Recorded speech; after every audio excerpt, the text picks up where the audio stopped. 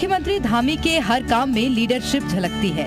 वो जिस काम को हाथ में लेते हैं फ्रंट फुट पर आकर खेलते हैं और मुश्किल वक्त में एक सच्चे कैप्टन की खुद रणनीतियां बनाते हैं और मुश्किल को आसान बना देते हैं। कहा जाता है कि अच्छे वक्त में साथ देने वाले तो ढेरों मिल जाते हैं, लेकिन खराब वक्त में लोग दामन छुड़ा लेते हैं। लेकिन सीएम धामी ऐसे मुख्यमंत्री हैं जो जब जनता पर मुसीबत आती है खुद लोहे की दीवार बन जाते हैं। हाल में आई जोशीमठ आपदा को कोई कैसे भूल सकता है। विपक्ष समेत कुछ लोगों ने ऐसी पृष्ठभूमि तैयार करनी चाहिए जिससे सरकार को घेरा जाए, लेकिन ऐसे वक्त में सीएम खुद मोर्चे पर पहुंच गए और पीड़ितों के साथ सरकार कंधे से कंधा मिलाकर वो और उनकी सरकार खड़ी हो गई, ताकि मुसीबत में पीड़ित खुद को बेसहारा न समझें। जोशीमठ क्षेत्र में आपदा प्रभावितों को किसी तरह की परेशानी न हो, उनकी हर समस्या का निराकरण हो, इसके निर्देश देने में सीएम धामी ने जरा भी देरी नहीं की। पीड़ितों की मदद के अलावा सीएम धामी ने आपदा की जांच के लिए उच्च स्तरीय जांच के आदेश दिए। उन कारणों की पड़ताल भी करवाई जिन्हें जोशीमठ में मकानों में दरारों की वजह माना जा रहा था।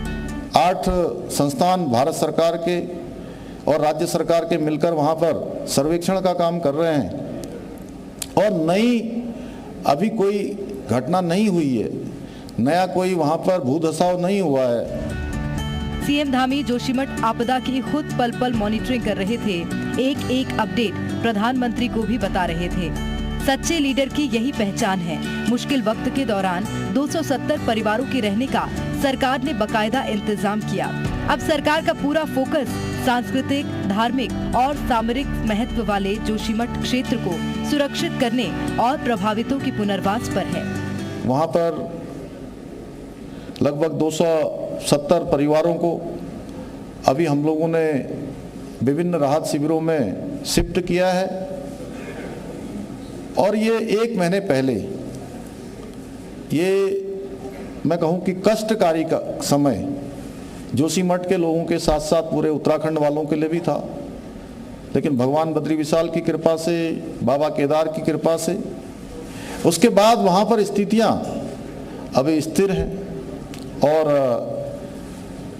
पुनर्वास की बात है, वहाँ पर राहत की बात है या मुआवजे की बात है, उस सब को लेकर जहाँ राज्य की सरकार काम कर रही है, वहीं हमारे देश के प्रधानमंत्री जी का भी विशेष रूप से लगातार वहाँ के बारे में उनकी मॉनिटरिंग हो रही है, लगातार वो जानकारी ले रहे हैं। हमारे गृह मंत्री जी भी लगातार उसकी मॉनिटरिंग में शामिल हैं, लगातार वह भी चिंता कर रहे हैं और हर संभव उन्होंने हमको अपनी सहायता का भी पूरा भरोसा दिया है।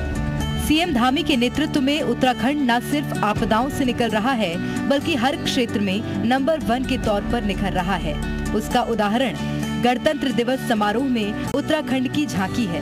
74वें गणतंत्र दिवस परेड के दौरान निकाली गई 27 झांकियों में उत्तराखंड की झांकी मानस खंड को पहला स्थान मिला। यानी सीएम की अगुवाई में एक बार फिर उत्तराखंड का देश में परचम लहराया।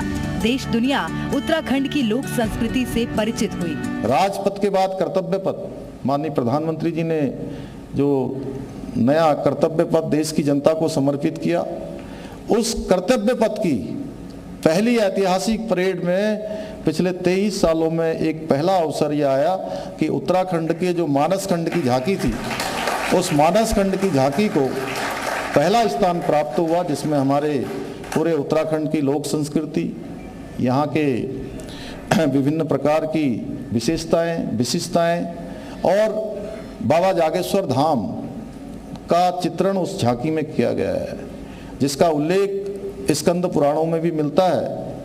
वह झांकी नंबर 1 की झांकी पूरे देश के अंदर आई है। धामी सरकार में उत्तराखंड नित नए आयाम छू रहा है। प्रदेश न सिर्फ हर मुश्किल को आसानी से मात दे रहा है, बल्कि विकास की डगर पर सरपट दौड़ रहा है।